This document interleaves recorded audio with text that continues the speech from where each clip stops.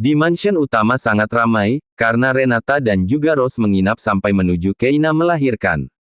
Karena kelahirannya tinggal menunggu jam dan hari saja.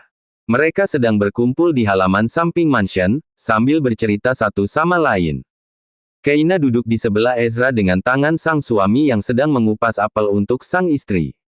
Rose dan Renata juga sedang merajut pakaian untuk cucu mereka nanti.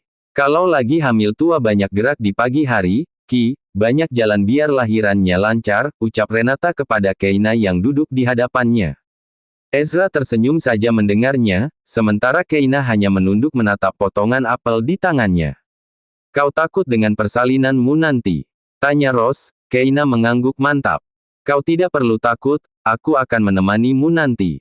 Jika kau tidak sanggup untuk lahiran secara normal, kau bisa melakukan operasi, ucap Ezra. Ia menatap Keina penuh dengan cinta. Keina menggelengkan kepalanya cepat, ia tersenyum mendengar kekhawatiran Ezra. Aku hanya sedikit takut saja, lagian kata dokter aku kuat untuk lahiran secara normal.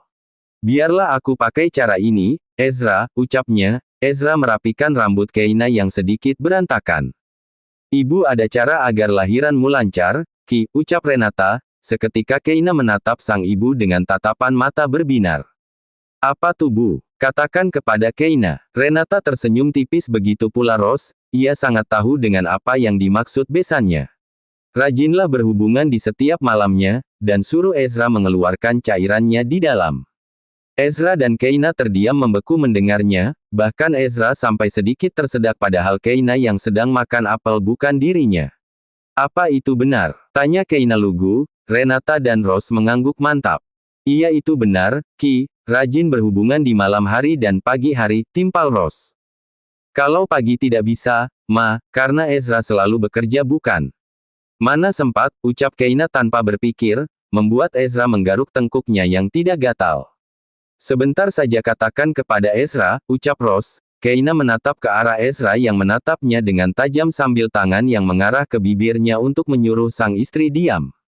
Ezra tidak bisa dengan waktu sebentar, Astaga aku lupa, ada meeting mendadak sore ini, potong Ezra. Ia bangkit dari duduknya dan pergi tanpa pamit kepada tiga wanita-wanita itu. Ezra, panggil Keina, tapi pria itu terus berjalan tanpa menghiraukannya. Keina mengerucutkan bibirnya karena ditinggalkan begitu saja oleh sang suami. Dasar anak nakal, umpat Rose. Renata tertawa kecil mendengarnya. Biarkan saja dia, kau harus mendengarkan saran dari kami agar persalinanmu lancar nanti, ucap Rose, dengan penuh semangat Keina mendengarkan nasihat dari para tetua. Ezra berada di gazebo depan bersama dengan Radit, asistennya itu muncul saat ia ingin pergi melarikan diri dari kepolosan Keina.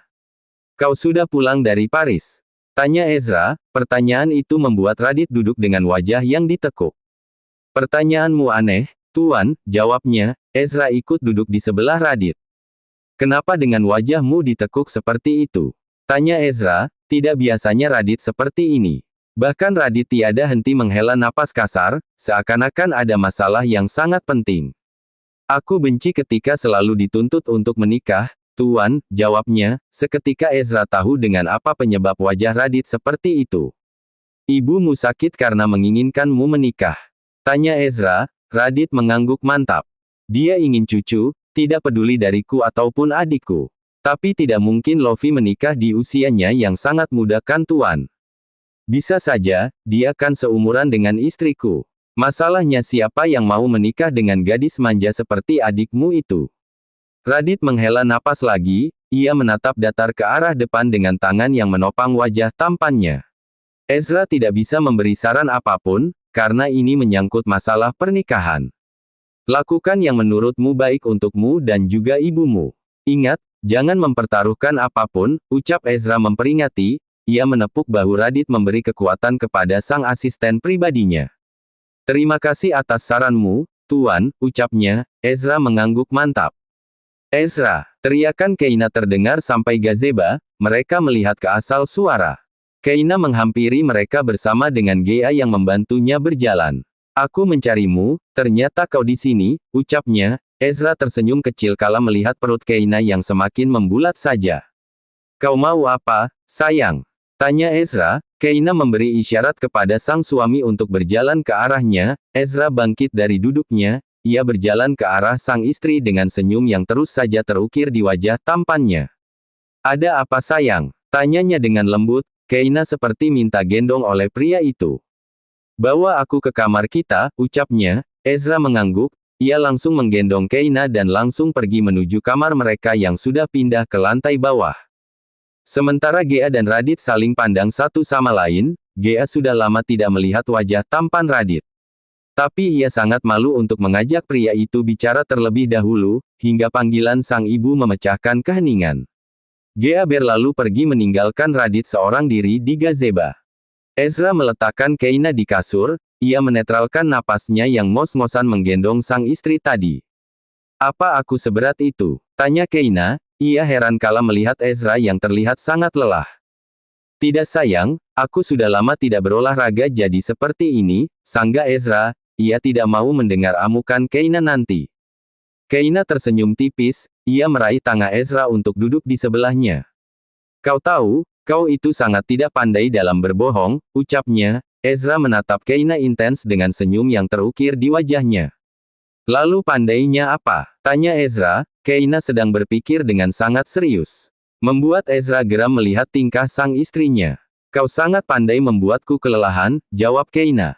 Seketika tatapan Ezra berubah dengan sedikit melotot ke arah sang istri. Jujur, Ezra tidak mengerti dengan apa yang dimaksud oleh Keina. Kau tidak mengerti? Tanya Keina. Ezra mengangguk mantap. Kau sangat ahli membuatku kelelahan di atas sini, ucapnya sambil menepuk kasur di sebelahnya. Di sana adalah saksi percintaan panas mereka yang selalu saja terjadi di malam hari. Seketika Ezra tertawa kencang, ia baru paham sekarang dengan apa yang dimaksud Keina. Istriku sudah bisa bicara seperti itu sekarang ya, ucap Ezra sambil mengelus pucuk kepala Keina dengan gemas. Kau yang mengajariku. Aku. Sejak kapan? Aku tidak pernah mengajarimu bicara seperti itu, sayang, sangga Ezra. Keina memalingkan wajahnya malas. Ezra, aku mau kau sempatkan waktu di pagi hari untuk itu, pintanya. Ezra duduk di sebelah Keina agar lebih mendengar apa yang dikatakan istrinya.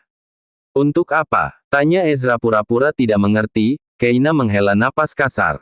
Untuk Boy, kau harus ada waktu untukku dan Boy, jelasnya. Ezra sangat mengerti dengan apa yang dimaksud Keina. Ya apa sayang, kau harus mengatakannya dengan benar, ucapnya. Keina mencubit kecil pinggang Ezra membuat sang empu sedikit merasakan sakit. Aduh, sakit sayang, rintihnya. Keina tidak peduli akan itu. Karena ia malu kalau harus memperjelas tentang permintaannya ini.